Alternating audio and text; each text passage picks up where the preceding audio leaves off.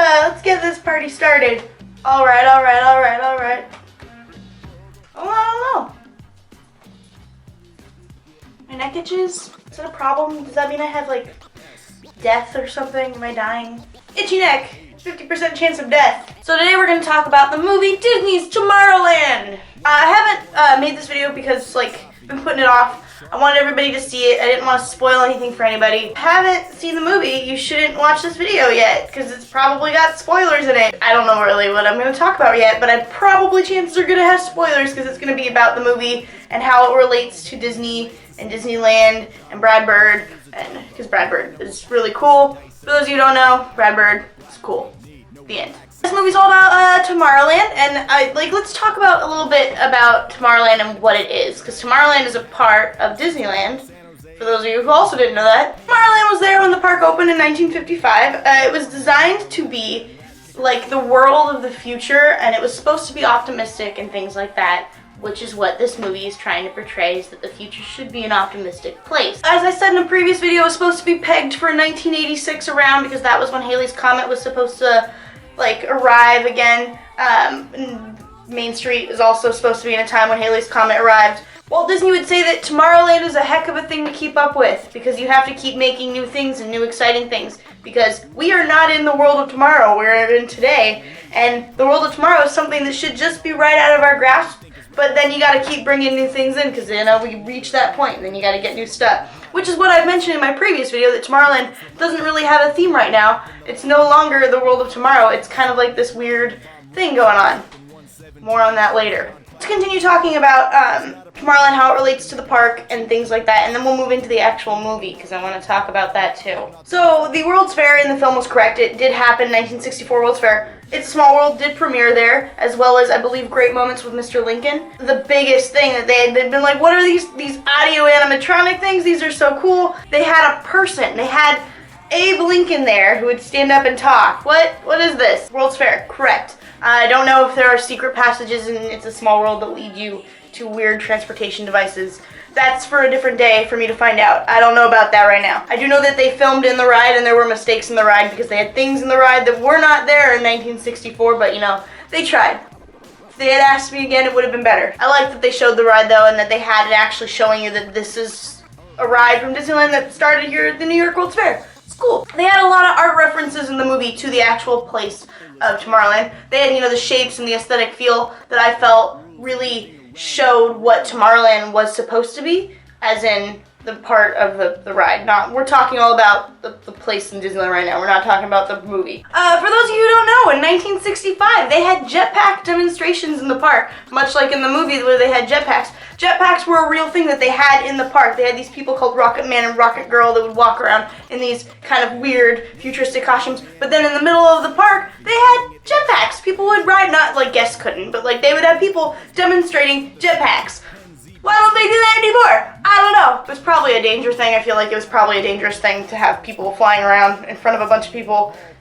Yeah, probably that. So I like that they also had some tie-ins with Jules Verne. That Jules Verne was one of the original 4 people who started Tomorrowland.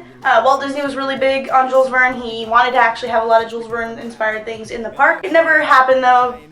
Things happen and stuff. But Jules Verne was a really big inspiration to Walt Disney. Also, the robots in the movie are called audio animatronics, which was a thing that Walt Disney called his robots. I think he coined the phrase audio animatronics. If not, his Imagineers did.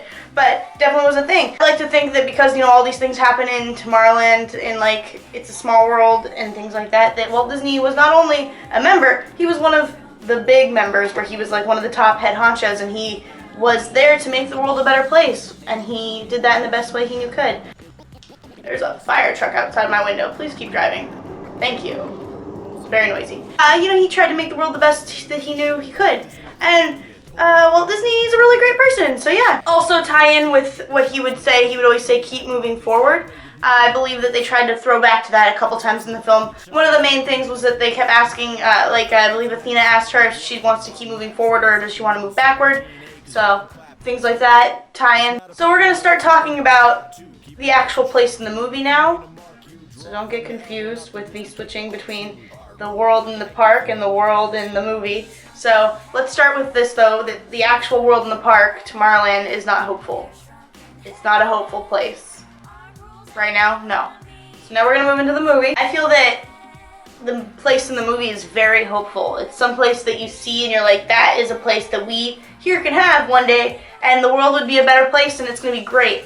But the whole point of the film is that the world is coming to an end because people have lost hope. That was one of the things that when they talk about how George Clooney's character got kicked out of Tomorrowland, a lot of people might assume that he got kicked out because he built that machine, but I don't think he got kicked out because he built that machine. I think he got kicked out because he lost faith. He built this machine and it killed his hope. And Tomorrowland's all about hope, and you can't remain there if you're not hopeful of the future. If you don't want to help mankind, if you just think that this is it, this is the end, you're not a part of Tomorrowland anymore, and so you gotta leave. Garbage truck, why you gotta be so noisy? Why you gotta do this to me?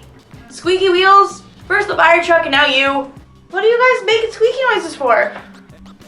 George Clooney had embraced the apocalypse scenario. He was prepared for the world to end. He wasn't ready to fix it. He basically was like, this is the future, we're screwed. Oh well. But then there are people, or robots, like Athena, who believe that there is faith, or there's hope, there is a chance for us to fix this. And she kept looking for people to fix it.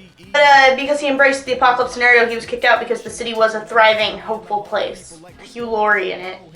Which, of course, would be thriving and hopeful. Such a beautiful man. I feel like this completely perfectly parallels what's wrong with the part of Tomorrowland in the park, is that in our world, the future isn't hopeful anymore.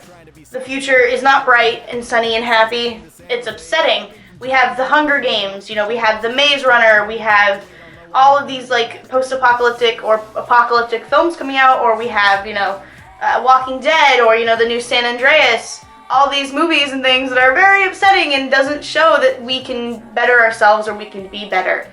I feel, hopeful. I feel like we can turn our world around and we can try to do better and make it a better place, which is the point of the movie. He says, when I was a kid, the future was happier. Because in the 60s or the early, mid-50s, when Tomorrowland was built, the part in the park,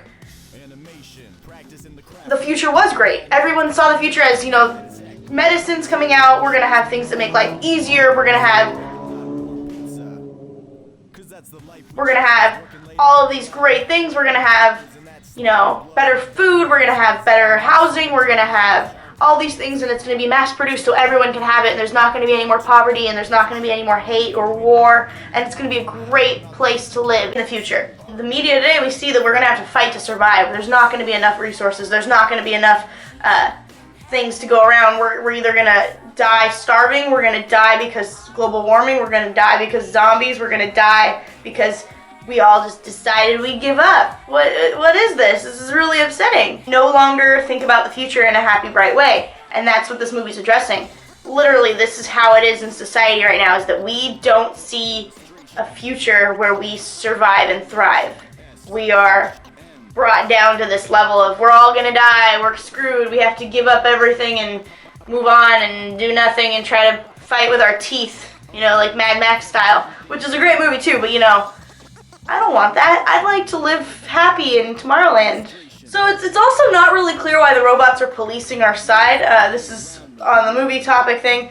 Those audio animatronics are walking around. I get that they're trying to find Athena because she's trying to recruit more people, but obviously she's not successful and she can't really get people over to our side. George Clooney can, or over to the Tomorrowland side.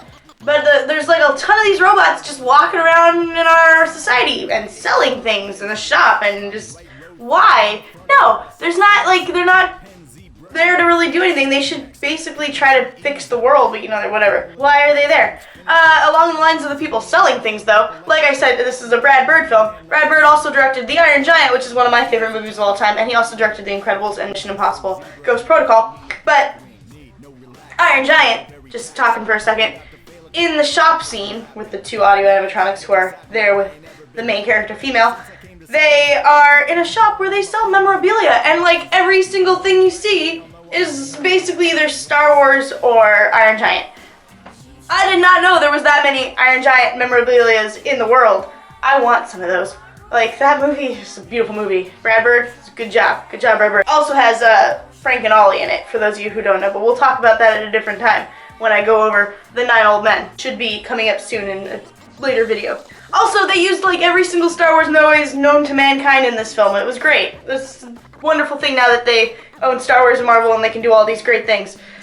It's a good time. It's a good time. It's a Tomorrowland time. We're having a fun time in the future. Also, you know, like Tomorrowland wasn't actually in the future. It was just in an alternate dimension. It was called Tomorrowland because it was hopeful for tomorrow. So yeah, that's basically the end of my video.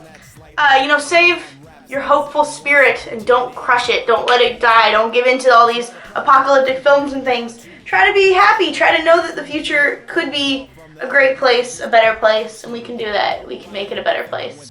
Yeah, I should have been wearing my Tomorrowland pin. I have a Tomorrowland pin. Should have been wearing that the whole time.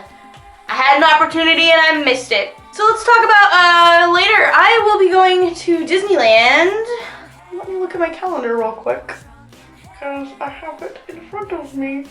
So I will be going to Disneyland July 12th and possibly July 13th for sure. So you should totally come say hi to me. I will also be there. Oh, come on, calendar. There we go. I will also be there August 20th, 21st. So you should totally come say hi. If you see me, I'll be tweeting. You can also find all those links in the doobly-doo. I'm also going to Comic-Con still. For those of you who don't know, you should come say hi. I'm not going to D23 this year, unfortunately, but for those of you who are, you should totally go tell me about it, because it's going to be a great time. Okay, that's about it. Bye! You just watched Lazar and Dink. Leave a comment and tell me what you think. If you seem to like my groove, hit subscribe and improve your mood.